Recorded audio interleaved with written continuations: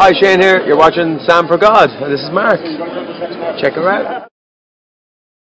So hi guys, how are you doing? A few weeks ago I did a little questionnaire on Instagram asking you guys what kind of videos you'd like to see from me during this time of self-isolation, and quite a few of you said that you would like to see more videos about my life and me as a person, because obviously my channel is mainly dedicated to Disney vlogs, theatre vlogs and like travel vlogs and fun stuff. I very rarely talk about personal things or like myself necessarily, and I don't know, some of you guys seem to be interested in that, so I thought why not? And I guess one of the first things that I thought I would start with is the fact that I'm a third culture kid. Now if you don't know what a third culture kid is, because it's a term that, you know, if you haven't necessarily used or heard, it might be a bit confusing. I'm going to look it up for you so I can give you the exact definition. According to Wikipedia, third culture kids, also known as TCKs, are kids that are raised in a culture other than their parents or the culture of their country of nationality for a significant part of their early development years. They are often exposed to a greater variety of cultural influences. So that's the definition based on Wikipedia. But in simpler terms, it basically means that a third culture kid refers to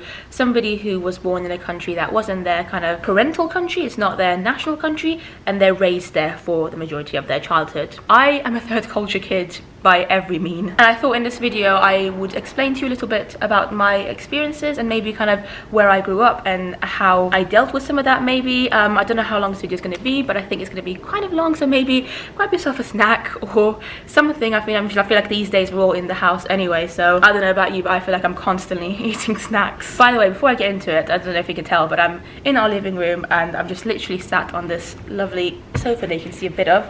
It's a very nice sofa. I'm very close to the camera today. I don't normally speak to the camera so closely, but this was the best place to put you guys. And I mean, it's a beautiful day. The windows like are open and it's sunny and I'm very chilled. And the reason that I might sound a bit different is because the windows are open. I get hay fever and spring is not the best time for me. So I've been sneezing a lot, and it's definitely not because of the virus, you know. I'm just allergic to pollen. So if you don't know, I was born in Switzerland in 1990, nearly 30 years ago now, and the part of Switzerland that I was born in was Geneva. It was actually a very small town just outside of Geneva. That's where the hospital was that I was born into, but Geneva was the biggest city, or the main city in which I was born. And as some of you might know, Switzerland is a very small country, but it's also a country of many languages. There are 4 official languages in Switzerland, which is Swiss Allemand, which is the Swiss German, and then we've got French, Italian, and a very kind of a niche language called Romansh. Geneva is a French-speaking part of Switzerland. German is the more prevalent language in Switzerland, but like I said, some areas of Switzerland do speak French, and Geneva is one of them. So essentially I was born into a city that spoke French. This might answer the question that sometimes you guys ask me as to why or how I learned to speak French. Weird fact of the day is that I actually learned French before I even learned English. So yeah, I was born in Switzerland to an Iranian family. My parents are Iranian. My dad had moved to Switzerland for his work with my mum a couple of years before I was born. That's why obviously I was born in Switzerland, because of my dad's job. That often does seem to be the case with third culture kids, obviously because of their parents' jobs and stuff and moving around. But because of this, I spoke Iranian at home. So my first language is Iranian, it's Farsi, it's Persian. By the way, Iranian, Farsi and Persian all refer to the same language. They're all the same language. They're all the language of Iran. All 3 of them are valid words to describe the language. I feel like I personally say Iranian quite a lot because, I don't know, I'm proud of it. You know, I feel like a lot of people say Farsi or Persian because they don't want to say the word Iran, because unfortunately because of the news and stuff, Iran sometimes gets a lot of hate. But I'm proud of the country, so I don't mind just saying Iranian. Anyway, that's obviously the first language that I learned. That's the language that I spoke at home with my parents. Because we did live in Switzerland, we didn't necessarily have any family there, so really my parents were the only people I spoke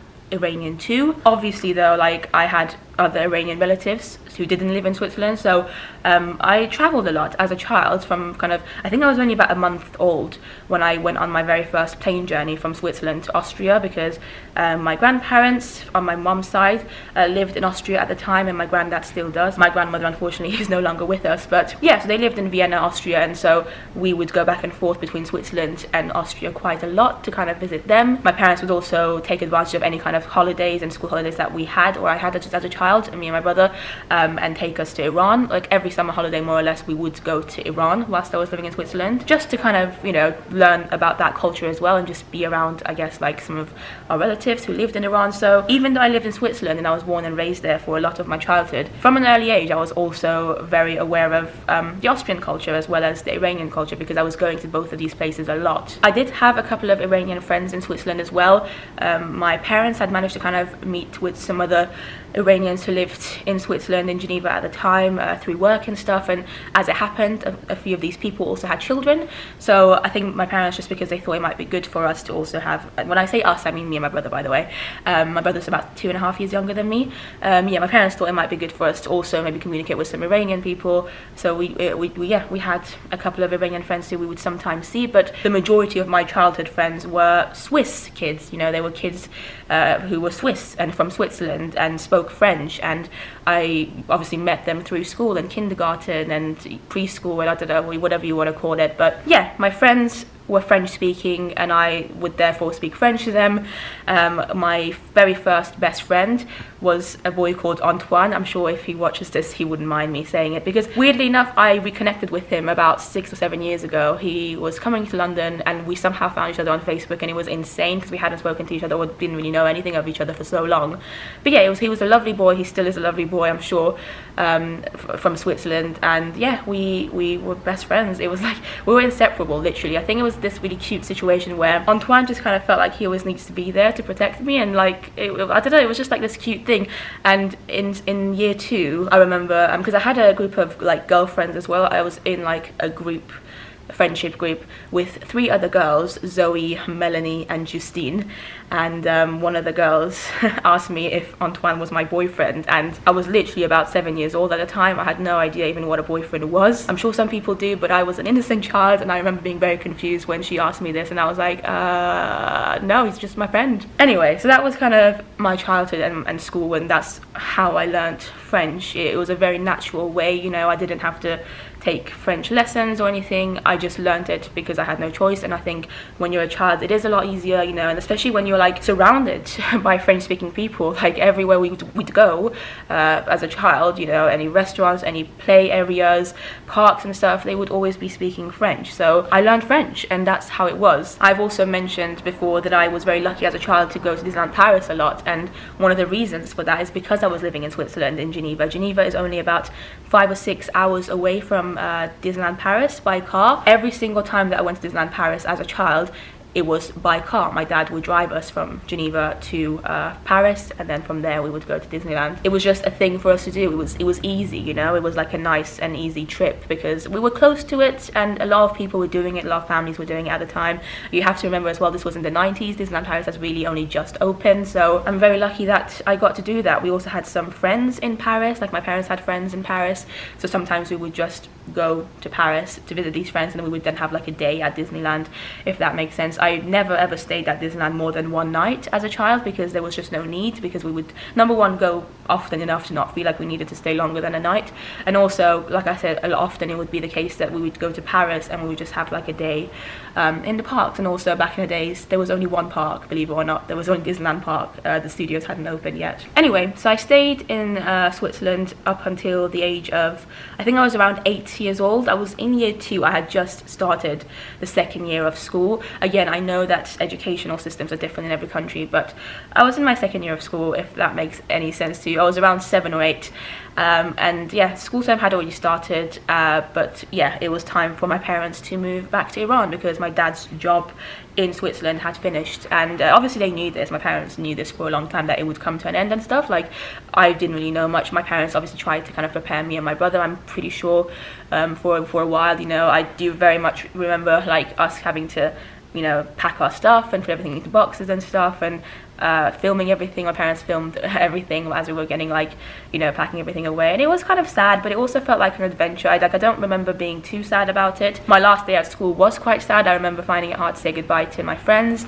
My friends were very sad. I think it was just something that as kids we didn't really understand much. Like, I just, you know, we were saying goodbye, but I don't think any of us really understood what that actually meant and how, you know, long it would be until we see each other again. It was sad, but it wasn't anything like traumatic or life-changing from my perspective, from what I remember. A few months before we moved to Iran, my parents did kind of get me a tutor to teach me Iranian writing as well, because they wanted me to, you know, not be too far behind other students in Iran once I moved to Iran.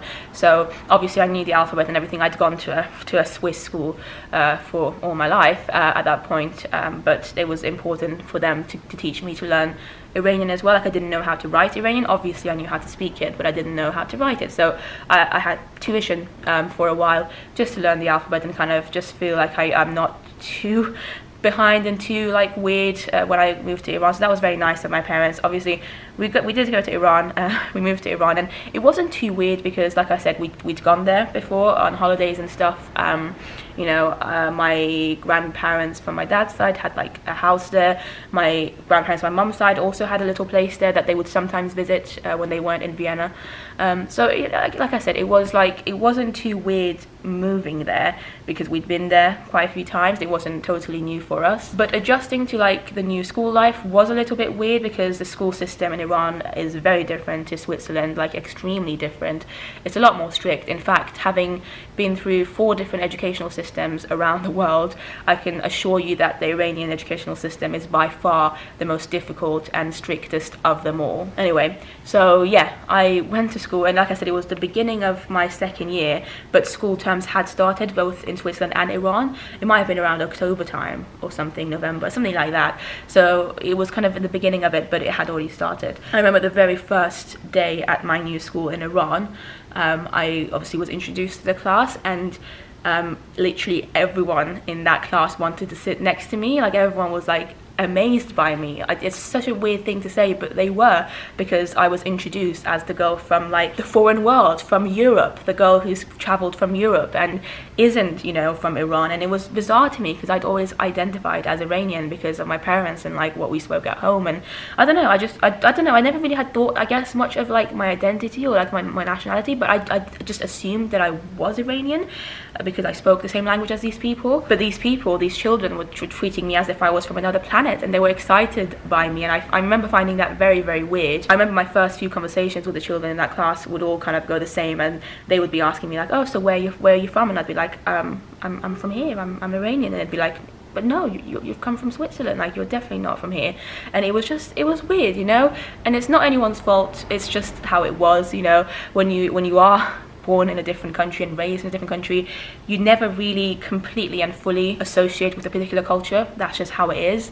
And clearly, even though I thought I was Iranian, to actual Iranian people who were raised in Iran, I was different, and they were excited by it. And I was very lucky that I managed to make friends very easily and quickly in that class and in that school. I think my teacher had a lot to do with it. My parents had spoken to the teacher a lot, the year 2 teacher of Iran, of the class that I was going to and stuff, and she was helping out and kind of making sure that I was sitting next to people that she thought maybe I'd get along with. And I don't know, like, I made friends by the end of my my first year in that Iranian school. I had quite a few good friends, and one of them is actually my friend Arzu, who I'm still friends with to this day. In terms of cultural shock and all that, I don't think it was too weird because, as I said, we had visited Iran before, and Iran is a Muslim country, unfortunately, and people do wear like scarves and stuff. It's not extreme. A lot of people have this misconception that Iran is like one of those extremely Muslim countries where you have to fully cover up. It's not like that at all. You just have to wear a scarf if you're a woman, and like kind of wear like modest clothing, like, I don't know, a long coat or something like that will do. You don't have to fully cover up. And men aren't allowed to wear shorts, but they can wear t-shirts, and like I said, jeans and stuff is fine. They don't have to cover up, obviously, because they're men. Sexism is always a thing, isn't it? Anyway, so that part of things wasn't too weird for me at all. But for me, one of my most embarrassing and like saddest memories of my childhood is, I think this would have been my first day at this school. After the lesson ended, after school ended, my year 2 teacher asked me to stay behind because my parents had asked her to tutor me, because like I said, this was, you know, a few months into the 2nd year, and my parents were a bit worried that I, you know, might be a bit behind, and they just wanted me to catch up. So they'd kind of arranged with the teacher to privately teach me, I think once or twice a week outside of school for a while, just so I can be on the same level as everybody else. They had told me this, my parents, so I was aware of it, and I was aware as to why the teacher was asking me to stay behind. But basically the class ended, and it was just me and the teacher at the end in the classroom, and she was very lovely. Like, she kind of just reintroduced herself one more time, asked me how the day had been, etc. And then she wanted to ask me if I would prefer her to come to my house to teach, or if I would prefer to go to her house for these like extra tuitions, you know. Obviously, I think, as most people would do, I wanted her to come to my house because I just thought that would be more comfortable. I was a very shy child as well. You have to remember, like, when I was younger, I was incredibly shy. It might be hard to imagine now, but yeah, I very rarely would speak to adults, especially, unless obviously I was asked a question, then I would speak. But this is where things went wrong, because so she asked me that question. She was like, would you like me to come to you or you to come to me? And I wanted to say you, as in like I would rather you come to me. And this is where things get a bit complicated, because in the Iranian language there are two versions of the word you. So you've got a plural you when you're addressing more than obviously one person, as well as if you're addressing somebody who you're respecting, somebody who you don't know very well, a stranger, you would definitely refer to them as the more formal / plural you. And then you have the other you, which is the you that kind of you would use with friends, like when you kind of want to talk to your friend, like you should come to me, and it's like one person. Singular you, informal you, and then we've got the plural you / formal you. Two different kinds of yous. I was very aware of both of these yous. Obviously, it wasn't something too strange for me, because in French they have the same. They have the word tu for the singular you and like informal you, and they've got the word vous for plural you, as well as like, you know, respectable formal you. You know, if you go to like an office or an interview, you would definitely use the word vous when you're addressing someone, even if there's only one of them. And they have that in German as well. A lot of languages have that. I think English might weirdly be one of the few languages in the world that doesn't differentiate between the two yous, which does make life a bit easier, to be fair, I'm not gonna lie. Anyway, when this teacher asked me if I wanted her to come to me or me to her, I ended up using the wrong you in Iranian, which just like, honestly, it was so sad. It still makes me so sad when I think of this moment. I used the informal you because in Switzerland at my school, and I'm not sure if every school in Switzerland is like that or was like that, but at my particular school in Switzerland, we would refer to all our teachers in the singular / informal you. Maybe it was because I just wanted it to be more friendly, but for whatever reason in Switzerland we would use, like I said, the informal you to our teachers. So I thought it was going to be the same with Iranian teachers, but it wasn't. So I used the wrong you, and bless her, my teacher wasn't like rude or anything about it. She obviously just wanted to let me know, because, you know, had I made that mistake in front of the whole class, it would have been a disaster. I can't even imagine how embarrassed I would have felt. Thankfully it wasn't private, it was just me and her, and she just kind of looked at me and said, like, Samar, you know, you don't call me by that you use the other you. Like I said, it wasn't like mean. She didn't say it to try and upset me. She just was trying to let me know. But I remember I found it devastating. Like, I was so sad, and I went home and I told my mum, I was like, oh my god, mum, I've messed up. Like, I can't believe I used that you. And my mum felt bad, you know, because in the house as well, in our family house, we would always refer to our parents in the singular kind of informal you. Some Iranian families do kind of make their children refer to them in the formal you. Some parents prefer that even in their houses. So yeah, that was just a bit confusing, and it's kind of an anecdote, I guess, from one of my first days in Iran. As I said, respect and like education is just so different in Iran. When a teacher comes into the class or walks into the class, every student has to stand up in respect to this teacher. We never did that in Switzerland at all. You know, teachers would come and we'd just be sat down. We'd say hi to them, but we wouldn't like have to stand up. But it was like an actual thing. It was a process. We had to do that. Sometimes it was like a thing where we all had to like stand up at the same time. It's just, I don't know, it's just a part of respect. But these things I've managed to kind of learn and get used to more quickly. The education system is, like I said, definitely harder in Iran, and as the years went on it became even harder. But because by that point I was used to it, I just didn't really know anything else, you know.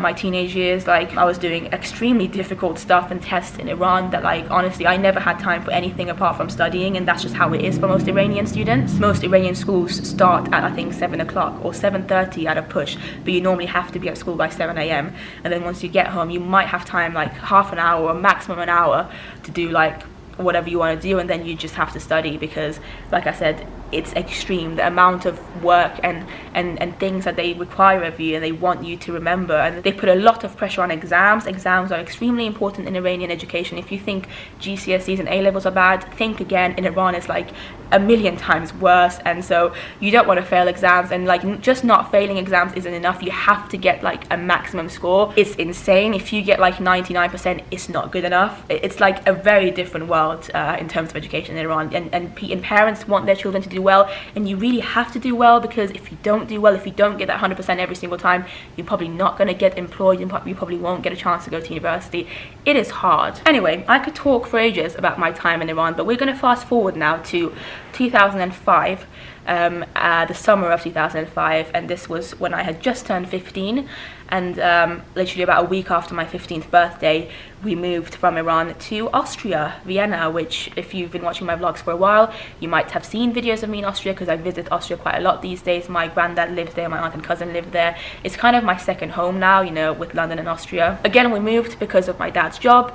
This time around it was a bit less like organized than when we moved to Iran. It was a bit more last minute, so we hadn't had time to kind of find our own place or have a house or anything of our own in Austria when we moved there. So for the first year of my time in Austria, we just stayed at my grandparents' house. It was a crazy time. It was a very it's a pretty small flat that my grandparents have, obviously, because it was just my granddad and my grandma at the time, and like they didn't need anything too big, but because we hadn't found anywhere else for a whole year, we all lived there. Like it was me, my parents, my brother and my grandparents, so 6 of us in this small flat, and it was fine. We made it work, and like I said, it wasn't easy, but we made it work. But going to Austria introduced a new problem to us, because neither me nor my brother spoke German very well at all. Like we understood a bit of German because of the fact that my mum's side of the family speaks German very well. That's another story in itself. Like my mum and my aunt, and just like I said, my mum's side of the family, they were born and raised in Germany. So my mum was born in Germany, and then she went to university and school and stuff in Austria for a lot of her life. She lived in Iran as well, but she also moved to Austria for a bit, and kind of that's why eventually my grandparents on my mum's side found a place to live in Austria. So because of that, they all speak German. So I'd been very much exposed to the German language as a child, and you know, sometimes it was one of those annoying things, and I don't know if you guys have experienced this before as well, if you have like multilingual parents, but sometimes if my brother and I would be in the living room and my mum would be speaking to her dad, my granddad, about something like adult that she definitely didn't want us to understand, she would suddenly switch to German, and it would really annoy me, and my brother would be like, what the hell? Like, and I think because of that, actually, we started to kind of build up this aversion kind of to the language of German, because it just kind of reminded us of times that we couldn't understand things, because you know, my grandparents or my aunt would just suddenly switch to that. But you know, having said that, we did know some German. Just like you can't not learn German at least a little bit when you're exposed to it that much. And like I said, we'd go to Vienna a lot as well as a child, but we weren't good enough with the German language by any means to be able to, at the age of 15, for me and my brother, he was 12, to be able to just kind of smoothly go into German speaking schools and do well. It would have been difficult, it would have been impossible. So we had to find English speaking schools, because otherwise we would have probably fallen behind. Like if we'd gone to a German speaking school, considering we were quite late in our education years, it wasn't like we were only 6 or 7 years old, I don't know, it just would have been too difficult. And also I think my parents knew, and we knew, that eventually we want to kind of move into an English speaking country. We'd already been thinking about England at the time. My parents already had been thinking about it, the potential of it anyway. So yeah, we're trying to find an English speaking school. At the time there were 4 different English speaking schools in Vienna, Austria. The first one we visited was the main international school of Vienna, and Lord have mercy, it was huge. Like it was a very big school. It was literally like the kind of schools that you see in American films. It was scary. I remember like my parents being like, Lord have mercy, and there was literally like a police officer with a dog in the garden of that school. There were lockers. It was just very big, and considering like both of our schools in Iran had been quite small, it just would have been a bit of a shock for, I think, both of us to go from that to something so extreme. And also, in case you didn't know, Iranian schools are all more or less segregated in terms of gender. So throughout my time in Iran, I only ever went to an all-girls school, and my brother went to an all-boys school. That's just how the majority of schools are in Iran. But obviously they're not like that in Austria, in this international school wasn't like that. So I think it was just it would have been a bit overwhelming, I think, if we'd gone to that school. But also, more importantly, this school was extremely expensive, and my parents just didn't think they'd be able to afford it because the fees were high. So we decided to visit another school, which was called the Danube International School. And this would have, like, in hindsight, this should have been the school that we should have gone to.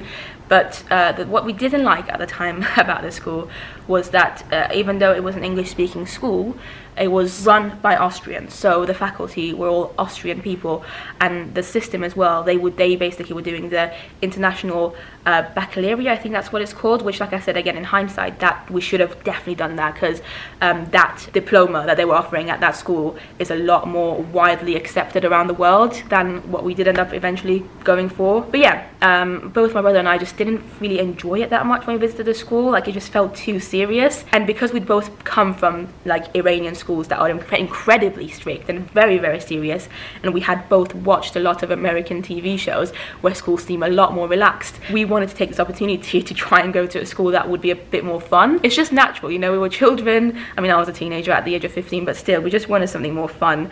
And so we kind of both kept telling up to our parents, like, nah, we're not the biggest fan of the place, even though it seemed like a lovely place, everyone was nice. They actually like put a lot of emphasis on like your German as well. They had a lot of, like, not strict, but like German classes were happening there. Every school in Austria, all the international schools, as far as I'm aware, does do German classes. But I don't know, it seemed like a very legit school, like a good school, and for some reason, because it seemed very strict, we just were put off by it. Although by this point, because we'd visited only those two schools, obviously between the two of them, between that massive American international school with dogs and this one, this seemed to be the more like reasonable choice because it was also less expensive. But then we found out about this other school, which at the time was called Vienna Christian School. This was a pretty small school compared to the other two, and it was completely run by American missionaries. God have mercy. This is where my life just gets weirder and weirder. So we visited this school. We didn't really even know what a missionary was or what evangelical Christianity was at the time. We obviously knew of Christianity, but we didn't know of all the different branches of it. So we just went to the school to have a look, and the woman at the front desk was this like lovely old American lady who was so extremely friendly, as you can imagine most Americans are. You know, they're very friendly, they're very welcoming. She was literally so nice to us compared to what we'd experienced at the other previous schools that we'd visited in Vienna, that we like fell in love with the school straight away. She just like made us feel at home. And then we met with like a few other teachers that ran the school, and they made us feel so relaxed and like welcomed and chilled, and it felt like a very safe place compared to the other two places, especially that American international school. And my parents kind of liked the idea that it was a Christian school because they're very open-minded people. My parents, I'm very lucky, even though they come from Muslim families and they believe in Islam themselves, and obviously Iran is a Muslim country. They've always been absolutely open to like other cultures and all other like religions, and in Islam we actually learn about Christianity a little bit as well. And you know, they thought that because this is a Christian school, it would just mean that they would have maybe more values, and maybe it would feel less scary or less different than what we were used to in Iran, because, you know, at the end of the day, Islam and Christianity, believe it or not, have a lot of similar common denominators. Like, a lot of their values are the same, and so they thought it might be good for us because of that, because we're not necessarily used to being in extremely scary schools like that American international school that was very expensive. So they thought that would be good as well. Both my brother and I actually were excited to maybe learn more about Christianity, because this school, this Vienna Christian school that we were looking at by this point, also required you to take Bible lessons. Like, they were like mandatory. You had to take a Bible lesson, or there was a Bible class every other day at that school. I'd never even touched the Bible before in my life, so I was excited. And I think, again, I'm very lucky that I have a family who, even though we were Muslim, we were a Muslim family. I do that because I don't think any of us in this family are like properly Muslim. We're not like what you would typically like think of Muslim people. I definitely don't like identify as a Muslim person, neither does my brother, I don't think, but my parents still like practice some Muslim practices. But anyway, but despite that, they were very open to us learning about other religions and stuff. Not many parents would do that. So yeah, I remember getting my first Bible, going to like the library and stuff to buy or get myself a Bible, or sorry, the bookstore. I went to a bookstore, got my Bible, very excited. And I don't need to tell you, but I think you have guessed by now that that's the school that we ended up going to, this Vienna Christian school. I was there from the age of 15 to 18, so 3 school years. It was run by American missionaries. But this is something that we found out later. Obviously, my parents were still paying some fees, some tuition fees for the school, but obviously it was not nearly as expensive as the other schools would have been. And the reason for that is because the majority of people at this school, at this Christian school, weren't paying money, and all the teachers were only there because their churches in America were like giving them money to go to Vienna and build this school and trying to convert people to Christianity. It was bizarre. We did not realize this. Like I said, we weren't aware of this branch of Christianity. We just thought it was a normal Christian school, like a school that has Christian values, but we didn't think that literally all the teachers were there on a mission as missionaries to convert students, children, people that are minors under the age of 18 to Christianity. Like, that is insane. I mean, don't get me wrong, the school was okay. Like, I had some fun times there, especially my first year. That was very exciting because it was so different to my school in Iran. It was like different in a bizarre and crazy way though. Like, I'm literally gonna make a whole video one day about like some of my adventures in this school, because it was strange. And one of my biggest like anger-inducing memories from that time is, I think, in my second year there, when I was a junior. That's what you call it in American lingo. So I was a junior in high school, which is year 11, I want to say, in other parts of the world. And my brother, obviously, he's 2.5 years younger than me. One day I heard that my brother had been asked by one of his teachers. He was a female, and obviously my brother being like, I don't know how old he would have been then, maybe about 15 or something, 14, 15. He was at the prime age of like just kind of fancying, I guess, or having crushes on like teachers that are female. And he was very fond of this teacher of his, and this teacher once asked him to stay behind, and literally, like, I'm not even joking, tried to convert my brother, who was 14 at the time, into Christianity. Like, she was making him try and accept Jesus into his heart. And like, this is madness. Is that even legal? Obviously my brother like didn't accept this Jesus situation. He came home and told us about it. But like, we were like, what is this madness? And honestly, throughout my 3 years there, I did notice a few students convert to Christianity, because whilst like the majority, I want to say half of the school students were American missionaries themselves. So like, they had come from American missionary backgrounds, or their parents were missionaries, and that's why their kids were studying there. But the other half were international kids. You know, there were a lot of Korean people there, people from other parts of Europe, yeah, like Chinese people. There were people there from all sorts of kind of backgrounds and countries. And obviously not everyone there was Christian, and that was one of the winning points for us when we went to visit it. They were like, oh, don't worry if you're not a Christian, it's fine. Like, we have a lot of people here with all sorts of religions. You don't have to worry about not being a Christian person. Like, it's absolutely fine. And we were like, oh, that's great then. That's very nice. We're just learning about different cultures and religions in a nice and, you know, respectful way. We had no clue that they wanted us to actually not be Christians, because then they would be allowed and have the opportunity to turn us into Christianity and make us Christian. And whenever they turned anyone Christian, the churches in America would give them more money. It's just such a messed up situation, and I went to this school for 3 whole years. Anyway, once I turned 18, I graduated from that school, because that's what American schools are like. I got myself a high school diploma, did pretty well as well, good grades, and then I moved to England for university. And then I realized that for the UK's educational system, and in their eyes, a high school American diploma is the equivalent of GCSEs in the UK, which just shows to you how below average the American education system is in terms of the rest of the world. Because you do your GCSEs, as far as I'm aware, obviously I didn't do GCSEs or anything because I wasn't living in England, but you do them when you're around, I want to say 15 or 16, but you get your high school diploma in America when you're 18, you know. It's meant to be the equivalent of A-levels. That's what it's meant to be. 18-year-olds in the UK do A-levels, 18-year-olds in American schools do high school diplomas. And yet, in the eyes of UK universities, an American high school diploma is the equivalent of GCSEs. So that just made me really sad, because it meant that I had to do A-levels, because otherwise I wouldn't have been able to go to university here. So once we moved to London, I had to do my A-levels still, and A-levels typically take 2 years. I knew that I was already going to be 1 year behind now because of this stupid high school diploma that nobody accepts apart from America. So I found a college that was willing to try and teach me the courses in 1 year instead of 2. And believe it or not, this isn't very uncommon. A lot of colleges in London do that, because simply there are people out there in the same situation as me, unfortunately, as surprising as it might be. And yeah, I did my A-levels in 1 year instead of the normal 2. It was a very difficult year. Like I had to study a lot, but again, weirdly enough, because of what I was used to in Iran and how extremely difficult and time-consuming and hard and stressful the education system is there, for me, the A-levels situation in England and having to do it in 1 year instead of 2 still wasn't quite as bad as what I was used to in Iran, because I was just used to studying. I was used to my life being like just engrossed and like surrounded by just revision constantly. So I did it in a year. Hilariously enough, I actually took French as well as one of my A-levels, because I knew that it would be an easy option, I guess. And it actually wasn't, because even though I spoke French very well, like as a child, I hadn't spoken it in years, and so I didn't really actually know how to necessarily write essays in French, which is what you need to do in French A-level. But it's fine. I learned it quickly. Like it would have been much more difficult if I didn't know any French. But yeah, I got an A in French as well. It was my only A in my A-levels.